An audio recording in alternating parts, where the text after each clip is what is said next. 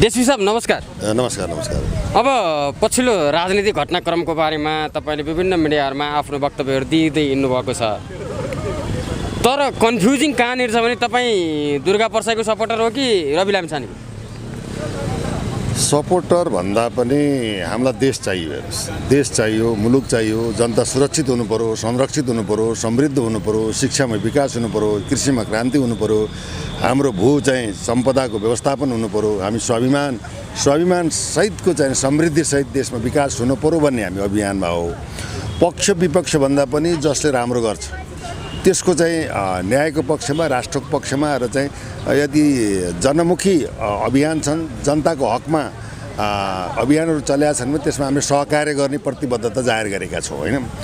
दुर्गा परसाईको के छ भन्दाखेरि अब भनौँ जुन एउटा अभियान छ, धर्म चाहियो, राष्ट्र बच्नु पर्यो, धर्म चाहियो, राष्ट्रियता चाहियो, स्वाभिमान चाहियो, जनताहरू चाहिँ अकालमा मर्नु भएन र यसमा चाहिँ राज्यले सहजीकरण गरेर व्यवस्थापन गर्नु पर्यो भन्ने एउटा अभियान उहाँले छेड्नु भएको अवस्था पनि हो। हाम्रो दुर्गा परसाईको समर्थन भन्दा पनि जनजीविकाको सवालमा राष्ट्र र सरकार चाहिँ संवेदनशील हुनुपर्छ भन्ने हाम्रो मान्यता पनि हो। तर हिजो दुर्गा परसाईले 24 गतेबाट नेपाल बन्द गर्छौँ भनेर यो चैत्र 24 गतेबाट घोषणा गरेको पत्रकार सम्मेलनै गरेर गर्न सकेनन् भनेको उनी चाहिँ नि हार खाए। हेर्नु के छ भन्दाखेरि राज्यको अगाडि व्यक्तिको केही लाग्दैन, तथापि चाहिँ व्यक्तिको लाग्दैन भने राज्य सत्ता परिवर्तन गर्न सक्ने क्षमता पनि चाहिँ जनताले राख्छ। अब यहाँ रविको पक्षभन्दा पनि रविले चाहिँ एउटा राम्रो काम गरेर चाहिँ केही समय मौका दिएर चाहिँ देशको लागि केही गर्छन् भन्ने चाहिँ एकपटक चाहिँ उहाँलाई चाहिँ ठाउँमा पुर्याउनु पर्छ भन्ने हामीले मान्यता दिँदै आएको कुरा हो।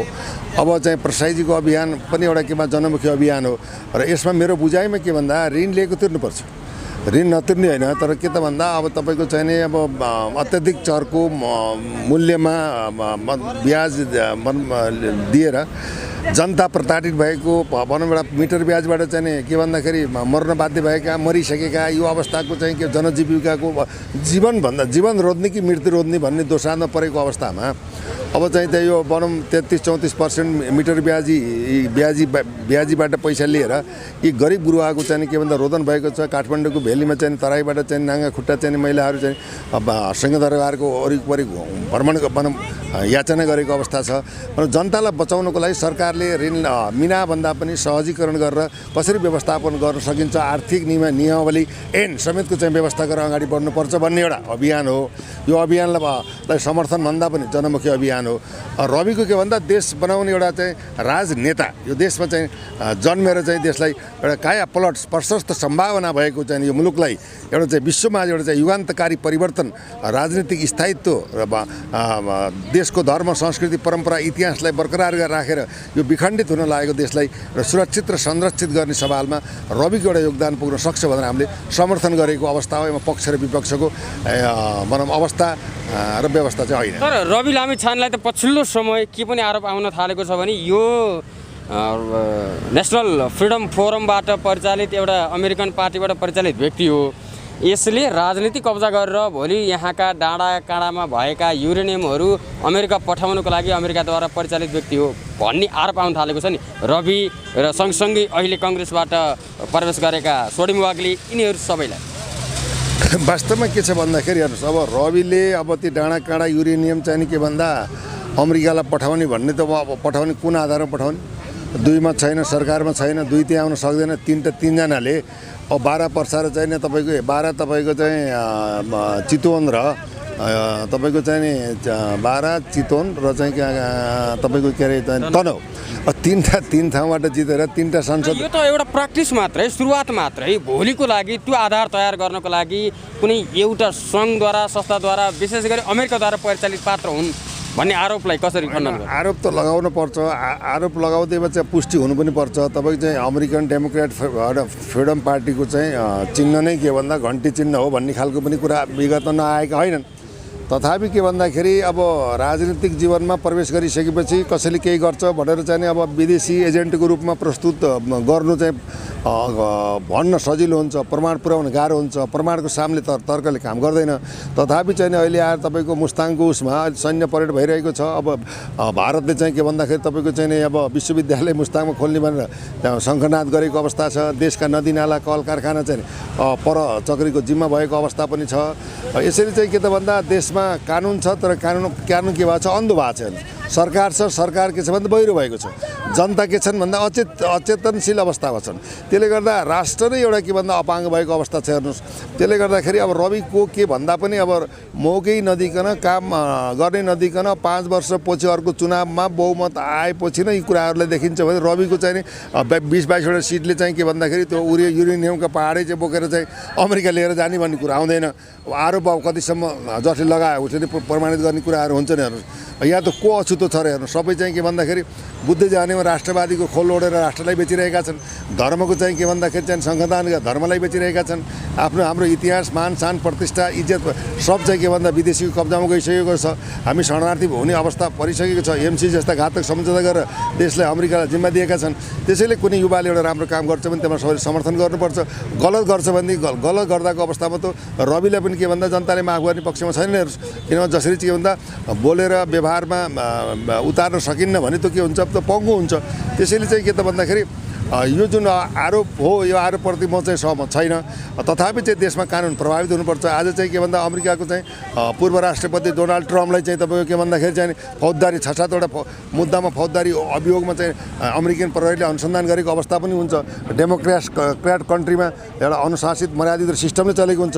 हाम्रो देशमा त न सिस्टम भयो, न थिति भयो, न चाहिँ कुनै एउटा राजनेतृत्व नै जन्मियो। सबै चाहिँ के भन्दा देशमा सत्तामा जाने, सत्ता भत्ता कुर्सीमा रमाउने, जनतामाथि के भन्दा राज गर्ने, जनतालाई भर्याङ बनाउने, विरासत प्राप्त गर्ने खालको चाहिँ एउटा के भन्दाखेरि यो देशै टुक्र्याउने होइन, यो अलपत्र पार्ने चाहिँ के भन्दा सम्पादन, व्यवस्थापन र सम्वर्धन गर्नुको सट्टा, विकास गर्नुको सट्टा अलपत्र पारेर देशलाई नै हरिकङ्गाल बनाएर श्रीलङ्काको चाहिँ धारमा पुर्याएर आर्थिक मन्दी चाहिँ ल्याएर अभाव सृजना गरेर जनताका अत्यावश्यक वस्तुहरूको समेत चाहिँ बजार व्यवस्थापन, अनुगमन र यो 400% महँगी वृद्धि गराएर यो खालको चाहिँ रणनीति भएको हुनाले यो सरकारबाट चाहिँ देशको न जनताको चाहिँ भाग्य र भविष्य परिवर्तन हुन्छ, न भावी सन्ततिको चाहिँ एउटा स्थायित्व हुन्छ। किनभने देश विकासको लागि शिक्षा चाहिन्छ। शिक्षा नै बहुआयामिक एउटा के भन्दाखेरि चेतना हो, जुन चेतना नेपालमा छैन। त्यहाँका हजारौँ विद्यार्थीहरू नेपाली कलेजमा पढ्न चाहँदैनन्, विदेशमा लाइन ल्याएका छन्। जबसम्म शिक्षामा क्रान्ति हुँदैन तबसम्म देशमा अब आमूल परिवर्तन सम्भव छैन। त्यसैले यो राजनीतिक यो गन्जागोल अहिले यो 3टा निर्वाचन क्षेत्रमा चाहिँ जुन एउटा हो हल्ला मचिरहेको छ, यो के न के चाहिँ के भन्दाखेरि देशमा नै एउटा कार्यकारी प्रधानमन्त्रीको नै चुनाव हुन लागेको हो कि भन् जस्ता कुराहरू आएका छन्। र विशेषतः चाहिँ अब ती व्यक्तित्वहरूले पनि म प्रधानमन्त्री, म अर्थमन्त्री, म गृहमन्त्री भनेर चाहिँ आफै प्रचार गर्नुले पनि यो राम्रो सङ्केत दिँदैन। जनताले चाहिँ अनुमोदन गरेर पाएर जानु र जनमुखी काम गर्नु, देशलाई बनाउनु, विदेशीको चाहिँ गोठालो नभइकन, विदेशीको तलुवा नचाटिकन आफ्नो स्वाभिमान बचाएर देशको स्वाभिमान सुरक्षित गरेर अगाडि बढ्ने एउटा पद्धतिपूर्ण एउटा निष्ठावान र विज्ञ योग्य नेतृत्वको देशमा खाँचो छ। यो खाँचो टार्नको लागि रवि एउटा चाहिँ पात्र हुन सक्छन् भन्ने हिसाबमा हामीले समर्थन गरेको। हेर्नुहोस्, त्यसमा चाहिँ के भन्दाखेरि हामीले मात्रै चाहेर हुँदैन, मुलुक देश माटोले पनि चाहन सक्छ। अहिले राजाको पनि के छ भन्दाखेरि क्रेज बढेका अवस्था छन्।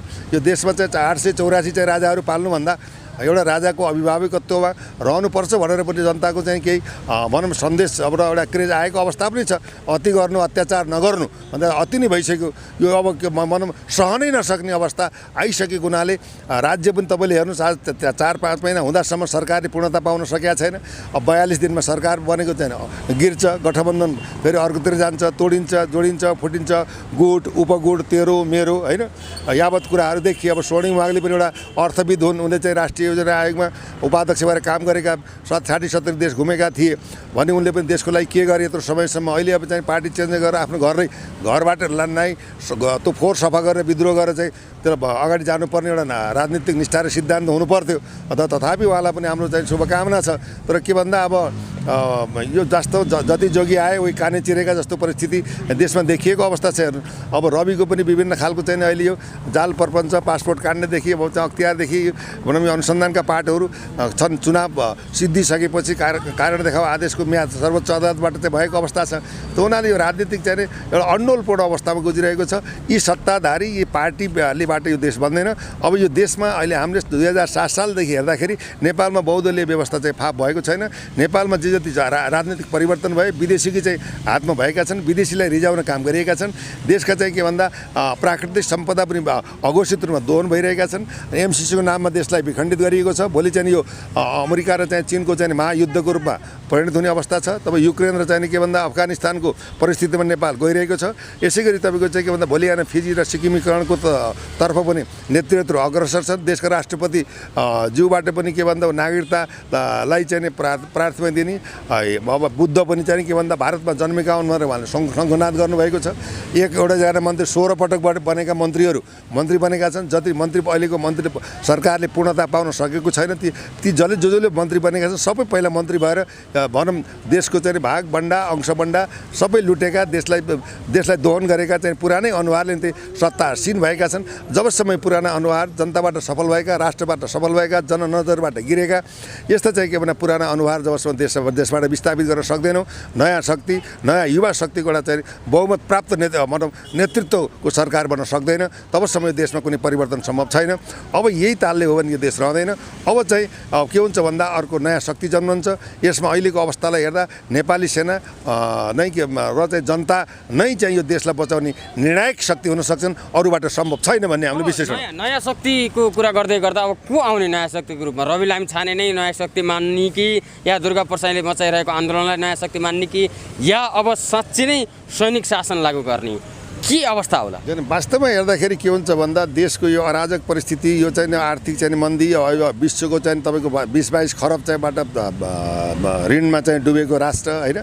अब चाहिँ ब्याङ्कमा पैसा नभएको अवस्था, आफ्ना मान्छेहरूलाई चाहिँ आफ्नो ठाउँ स्थापन गर्ने यो सङ्घीयताको चाहिँ सेतो हात्ती अति महँगो व्यवस्था होइन। यसले चाहिँ गरिबी निम्ताएको परिस्थिति सबैलाई हेर्दाखेरि यो देशमा एकपटक तपाईँको सैनिक कु गरेर 6-7 महिनासम्म चाहिँ के भन्दा सैनिक कु गरेर देशमा लुटेका पैसा भ्रष्टाचारीलाई के भन्दाखेरि कानुन बमोजिम कारबाही र चाहिँ यसले लुटेका पैसाहरू जम्मा गरेर राष्ट्र निर्माण लगाएर फेरि चाहिँ के भन्दा अब चुनाव गरेर हेर्नुहोस् सैनिकबाट चुनाव गराएर जनताको भनौँ यो चाहिँ साँचो जनतालाई हस्तान्तरण गर्ने चाहिँ एउटा कठोर निर्मम जबसम्म निर्णय चाहिँ हुन सक्दैन तबसम्म देशमा अब किञ्चित परिवर्तन हुने सम्भावना भनौँ चारैतिरबाट हामीले विश्लेषण गर्दा यो निकासको सम्भावना हामीले देखेका छैनौँ। हेर्नुहोस् अब तपाईँ पनि पूर्व प्रहरी डिएसपीसम्मको कार्यभार सम्हाल्नु भएको मान्छे, अब अहिले बारा क्षेत्रबाट फेरि पूर्व प्रहरीकै एउटा कमान्डर त्यहाँ लड्दै हुनुहुन्छ।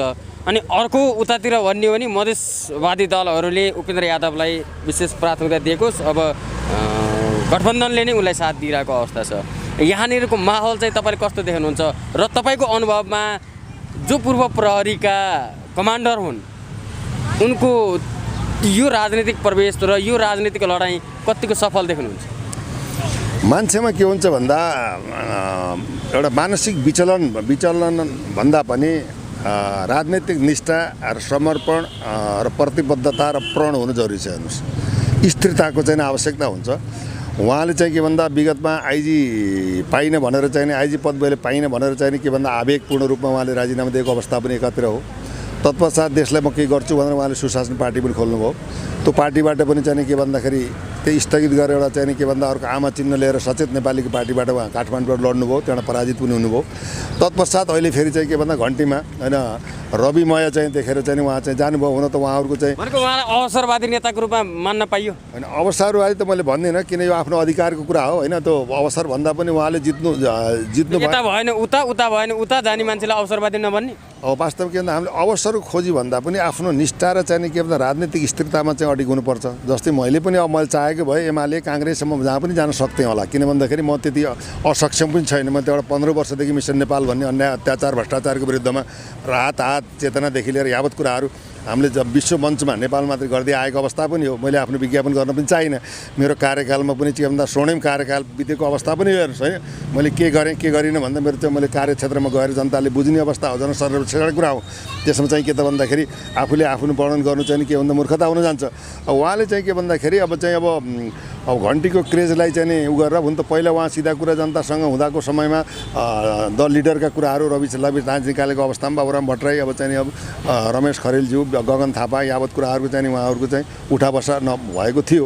तथापि एउटा सहकार्यका लागि उहाँ जानुभएको छ। तथापि के हुन्छ भन्दाखेरि एउटा के मान्छेको मानसिकतामा परिवर्तन हुँदैन, किन तराईको बेल्टमा अब उहाँको चाहिँ के भन्दा उपस्थितिले चाहिँ के भन्दा त्यहाँबाट विजय हुन्छ जस्तो मलाई लाग्दैन। किन भन्दा पहिलेदेखि गाँजा गाडेका र अर्को कुरो चाहिँ उपेन्द्र यादव जस्ता हस्तीहरू होइन, पुरुषोत्तम पौडेल जस्ता एमालेका अन्य व्यक्तित्वहरू त्यहाँ भएको हुनाले यो पल्ला चाहिँ उहाँको लागि निश्चय पनि भारी पर्छ जस्तो मलाई लाग्छ। रमेश खरेलले हार्छन् होइन, हार्ने भनेर मैले पहिले नै मोरल डाउन गर्ने कुरो हुँदैन। हामी त विश्लेषक हौँ, हामी कसैको पक्ष पनि होइनौँ, कसैको माहौल हेर्दा चाहिँ जित्ने जस्तो देखिन्छ। हामीले गएर सर्वेक्षण गर्दाखेरि त्यो खालको वातावरण सृजना हुन्छ। त्यसै गरी यता चितवनतिर लाग्यौँ हामी, अब त्यतातिर धेरै नगएको। चितवन सुन्नु, चितवनमा युवराज सफल आफै गएर आफ्नो टिमलाई लिएर गएर अब मैले रविलाई जेल नहालिकन छोड्दिनँ चितवन छोड्दिनँ भन्दै हिँडिरहेछन्। होइन, युवराजले जेल हाल्ने होइन, युवराजले निवेदन दिँदै हिँडेको अवस्था त अब धेरै भनिराख्नु पर्दैन, या त जग जाहेर भएकै कुरा हो। अब जेल हाल्नु, कारवाही गर्नु, अब उन्मुक्ति दिनु, न्याय दिनु, निसाब दिनु, त्यो यो त अदालतको काम हो। हेर्नुहोस् होइन, अदालतलाई यो बाध्य बनाएरै छाड्छु, मैले रविलाई जेल पुर्याएरै छाड्छु भनिरहेछन् त चितवनमै गएर गर्जिरहेछन् युवराज। होइन त यसो छ, व्यक्तिले जेल हाल्नुभन्दा पनि प्रमाणले पुग्छ, प्रमाण अधुरो छ होइन, अथवा चाहिँ त्यो अब गैर कानुनी रूपमा चाहिँ त्यसमा पदको दुरुपयोग चाहिँ गरिएको छ पुष्टि हुन्छ भने त रवि नभएर जोसुकै पनि त अब तपाईँको चाहिँ कानुन दायरामा पर्न सक्ने अवस्था हुन्छ। अब यो भन्ने हो भने देशकै प्रधानमन्त्रीले पनि सङ्गीन चाहिँ वन अपराधको सङ्करणकालीन अपराधका चाहिँ जघन्य अपराधको मुद्दा त चाहिँ रिट दायर भएकै अवस्था छ। हेर्नु भन्दा भने 5000 चाहिँ मैले मारेको जिम्मा लिएको अवस्थामा त्यो पनि अब अनुसन्धानमा सर्वोच्च अदालतमा रहेकै अवस्था छ। हेर्नुहोस् अब त्यो हुनाले के उहाँलाई त्यो अदालतमा रिट परिसकेपछि उहाँले नैतिकताको आधारमा राजीनामा दिएर फेस गर्नु पर्ने थियो। उहाँले त अब चाहिँ के अघोषित रूपमा जनयुद्धकै शैलीमा चाहिने के भन्दा सत्ता नै कब्जा गर्नुभएको अवस्था पनि विद्यमान देखिन्छ। किन भन्दा उहाँमा सक्षमता हुन्थ्यो भने ती 3 पटक प्रधानमन्त्री हुँदा देशको लागि ती चाहिँ अपाङ्गहरू, ती चाहिँ घाइते अपाङ्ग लापत्ता बेपत्ता होइन द्वन्द्व पीडितहरूको चाहिँ मलमपट्टि राहत स्वरोजगार शिक्षा आदिका कुराहरूमा उहाँले राम्रो भूमिका निर्वाह गर्न सक्नुहुन्न। उहाँले चाहेको भए देशको चाहिँ अब भनौँ अमेरिकाको जर्ज बुश जस्तै हुन सक्नुहुन्छ होला, त्यसै तपाईँको चाहिँ महात्मा गान्धी जस्तो पनि हुन सक्नुहुन्थ्यो होला, नेल्सन मण्डेला जस्तो पनि हुन सक्नुहुन्थ्यो, सम्मानित व्यक्ति हुन सक्नुहुन्थ्यो। उहाँले चाहिँ के भन्दा राजनीतिक परिस्थितिलाई आफूले चाहिँ गरेको कर्मबाट देशलाई चाहिँ एउटा उज्जवल भविष्य दिन्छु भन्नेतर्फ लाग्नु भएन। आफ्नै परिवार र चाहिँ आफ्नै आसेपासेबाट यो परिस्थिति जन्मले उहाँ देशले परिवर्तन गर्न सक्नु भएन। परिवर्तन गर्न सक्ने चाहिँ योग्य विज्ञ र चाहिँ उहाँले अवसर पाएको नेतृत्व भनेको प्रचण्ड बाहेक विकल्प छैन। तथापि चाहिँ के छ भन्दाखेरि अब यो देशको कानुन हो, यसमा सिस्टम छैन, न्याय प्रणाली पनि के भन्दा सक्रिय छैन, एकअर्कामा सन्तुलित छैन, एकअर्कालाई के भन्दा हात समातेर कहिले कसैले गर्छु भन्ने मान्छेलाई हात समातेर उसलाई चाहिँ साथ समर्थन सहयोग र सुझाव सल्लाह दिउँ भन्दा पनि खुट्टा तान्ने प्रवृत्तिको विकास भएकै कारण यो देशको विकास हुन नसकेको अवस्था पनि। तर युवराज सफलको हकमा चाहिँ उनी खुट्टा तान्न लागेका हुन् कि साँच्चै नै राम्रो काम गरेर हुन्? अब राम्रो नराम्रो भन्दा पनि युवराज सफल चाहिँ के भन्दा उनी आफैमा मात्रै होइन, उनको एउटा टिम पनि छ। अब उनलाई चाहिँ के भन्दा उनी अब मैले भनिसकेँ, उनी अब नेपाल विश्वमा एउटा के भन्दा 101वटा चाहिँ रहस्य छ, 102वटा रहस्य मध्येको उनी पनि रहस्यमय मान्छे हुन् होइन। अब न्यायको पक्ष भन्नाले कस्तो किसिमको रहस्य होइन, अब यो के भन्दा उनले अब चाहिँ जुन अहिले अभियानै सुरु गरेका छन् रविको उसलाई चाहिँ के भन्दाखेरि भनौँ राजनीतिक जीवनबाट नै चाहिँ के भन्दा सन्यास लिनेलाई घुँडा टेकाउनको लागि लागिरहेका छन्। यसको पछाडि राज छ, त्यो राज चाहिँ किन अघोषित छ, त्यो किन भन्दा ब्याक पावर शक्ति नभइकन मान्छेले यसरी अगाडि बढ्दैन।